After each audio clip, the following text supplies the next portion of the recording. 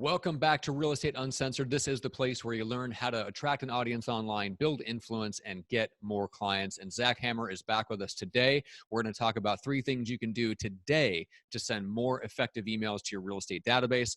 And first of all, I'll welcome in the Junior Grandmaster in the co-pilot seat where you so belong, Greg McDaniel. What's up today? What up, man? Dude, okay, so as we all know, when I write emails, I use crayons and big block lettering.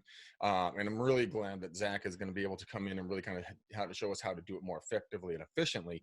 All joking aside, is that I was telling the story off air is that I just cleaned up my email list. And Zach, you blew me away on some of the reasons why. Because I got rid of 69% of the people that were in my database had never opened an email ever, right? Mm-hmm. Right. First, that hurts my feelings that no one wants to watch my videos because I like to put out content and they should enjoy it just as much as I do. So shame on you. I will say it has more to do with the fact that those emails came in over the course of years and weren't communicated with for a long time. And then you started trying to communicate with them, but they had already moved on, out of sight, out of mind. Yeah. So like that wasn't a function of you sending bad content. It was a function of the way you built your email list to begin with. So just for anybody that's watching, just want to clarify that. Right. So Zach, let's jump in. So you mentioned something before we did this video about, we're all told to like really put out and really deliver a ton of value in our emails, but we kind of interpret that the wrong way. So what's your perspective on how to bring value? Yeah. So to me, it's always a mistake if you're going to be sending out emails and you just flood the email with all of the content and all of the value. Because the problem is you send out the email and sure, you may have made somebody's day. You may have gotten them the information that they wanted, but you'll never know that because you sent it to them. They got it. They got what they needed out of it, right? And so instead, what I like to do is what I call dangling the carrot.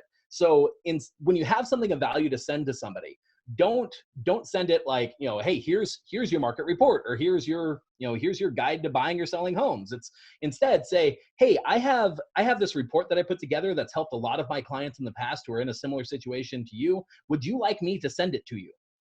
And by asking that question, what's great is that now you get people raising their hand and really revealing to you that they're interested in that information. So now you know how to follow up with them. You're starting a conversation and you're actually using email in order to build conversations instead of just sending people stuff and hoping that sometime they do something with it. That's fascinating. Can you do that with like everything? Like, hey guys, I'm going to be interviewing this local restaurateur and we're going to be talking about, blah, blah, blah. Would you be interested in getting a discount or a coupon for their services or for their restaurant? Because then the engagement comes back to you, right? That's just what you're saying, to get the engagement coming back. Exactly. So in a case like that, you don't get the benefit of like knowing more about them for your own business sake, but you do get the benefit of, yes, you've started a conversation and you can even potentially point to that for the business that you interviewed or that you got a discount with. You could say, hey, these are these specific people that were interested and wanted your discount, right? So you can show credibility to the work that you did. That's fascinating. I'm just thinking about how I can use it. I just shot a pizza place, and I'll see if my editing team can go in there and edit it and say and type and say, if you want the coupon Greg negotiated, contact him at this number. Because they're already doing it. If you buy any size pizza, they give the exact same pizza for free. So you get a large, you get another large for free, an extra large, you get an extra large for free. I'm like, how is that a good business model? But hey, who cares? Right. All right. So dangling the carrot, I like it. So rather than giving all the value in the email, tell them about the value and ask them to request it. So I love that. All right. So number 2 is, Greg alluded to it, is cutting out the people in your email list that aren't engaging. Now, why does that make sense? Because that makes a difference on 2 different levels, but why is that so important? Yeah. Did you want me to tackle that? Absolutely. Okay, cool. So the obvious level of just the math, right? If I send out 100 emails and only 40 people open it, I've got a 40% open rate. If I remove the 60 people and I send to the 40 people, I now have a 100% open rate. So you get that, right? Like there's the math of it.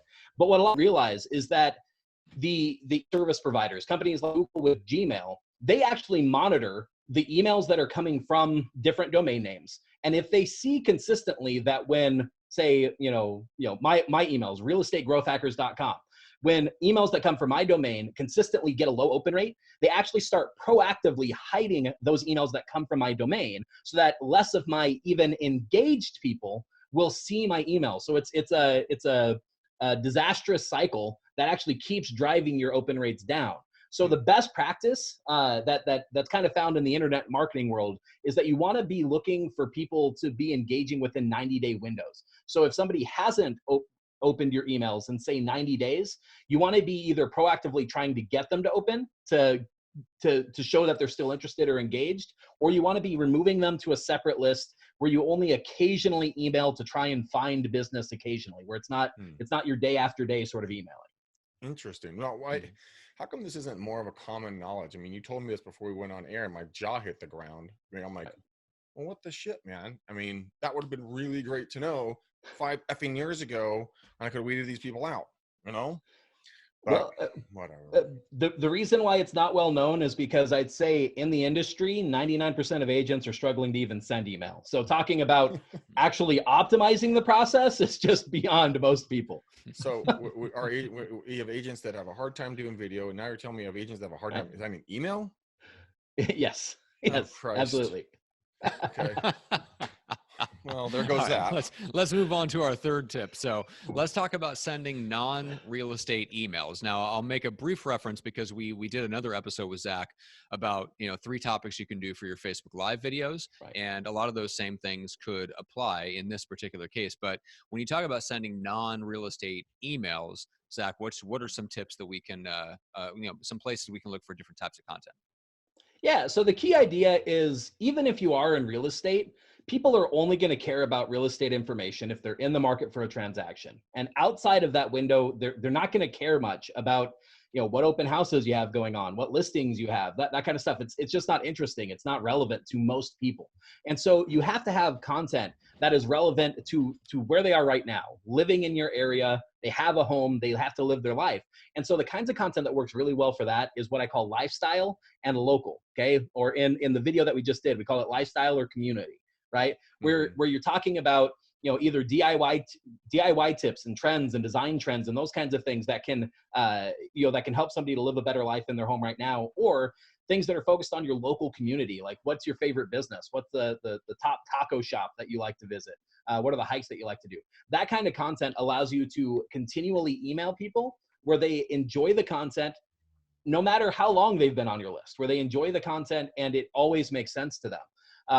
And by doing this, you're able to consistently email, you're able to consistently stay top of mind. And what's great is if you're doing what we described in the other video, where you're doing it as a Facebook Live, all you have to do is take that video and drop a link to it into an email. Or if we're going to combine our tactics here, you're going to say, hey, I just shot a video. Do you want me to send it to you? And you just use the same content. You're not having to create new stuff for this. It all flows into the same content. Would a restaurant review do well so you can get on to Yelp? Yes. Right, and go into local downtown. So I live in Walnut Creek, California, and my girl and I last weekend went out and we tried this new burger barn. It's called Burger Barn. And you know what? Sit there and do a review on it. Like, okay, guys, I'm going to go in. I'm going to taste this burger. I'll tell you what I think when I get out. Right. And in my opinion, blah blah blah is my review. Now I think that place is going to fail miserably, but I could be wrong. Right. But I mean, would that be the type of engaging stuff? So people are kind of always looking to you as, because I mean, everyone knows I'm not a chef. I screw up mac and cheese. Okay. Thank God my girlfriend can cook like a master. But, when I go and taste things and I'm oohing and eyeing, well, I mean, does that discredit me because I'm not a culinary genius? I mean, what's the mindset on that?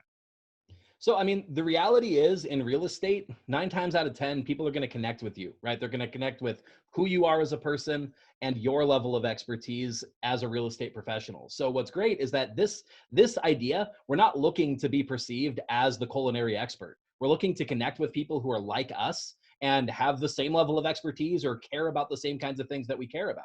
So it's perfectly okay that you're in a level that isn't the expert and that you're coming to it from that perspective, because shoot, I'm not an expert either. I'd rather have your opinion, who's more like me and not being an expert, than I would the chef that maybe has the really refined palate that can taste things that I'm never going to taste and actually maybe taste horrible to me right now. Right. So yeah, I think the reality is that's perfectly fine. One quick bonus for you. We mentioned 3. I'm going to give you one bonus in this emailing thing.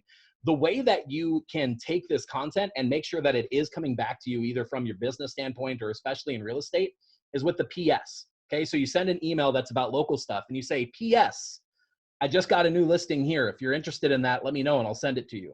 PS, I've got this report about how to optimize your house for a home sale. Would you like me to send that? The reason why that works is because in the email, you've delivered the value. You've delivered the thing that makes them say, yes, this was interesting and opening. But you can use that PS to kind of, dangle the hook out and find the fish who are ready right now to do a real estate transaction or who are ready to do business by essentially having the spoonful of sugar that helps the medicine go down to find those people. So the PS, use that. That's how you can find the right now business. Well, I think those are awesome tips. I mean, I'm thinking in my brain how I'm going to use them in my own personal business, and I'll be able to get Matt to respond to my emails if I hit PS. PS, Matt, blah, blah, blah, blah, blah. He'll go, ooh. Well, Greg, I have to open them first. All right, guys. Zach, what's the best way for people to reach you? So yeah, right now we're running a concept called the Local Celebrity Show, where we help real estate agents to put together a local show that we then cut up into all sorts of different pieces, create a podcast out of it so that you have an easy way to produce this kind of content. It's called localcelebrityshow.com. You can go there to check it out and see what we're up to and see if it's a good fit for you. That's right. And then Greg, what's the best way to reach out to you? Old fashioned. You guys can just text me or call me. Best number is 925-915-1978. It goes right to this handy dandy little phone. Again, 925-915-1978. If you got a quick question for me on a tactic or a takeaway of any sort, or refine a script or anything like that, holler back, playa. And if you guys want to talk about EXP and what Matt and I are building, the cool people that are coming on board with us and all the exciting things that are happening over there, text me and call me there. We can talk about next steps as well. So Matt, how do people reach out to you and get a copy of the Microfamous book?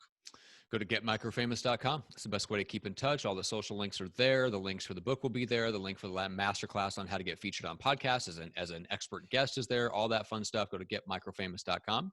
And then let's see. Let's do a bright green sort of bow. Let's wrap that right around this episode and call it good. Sounds so fresh, refreshing. I love a bright green.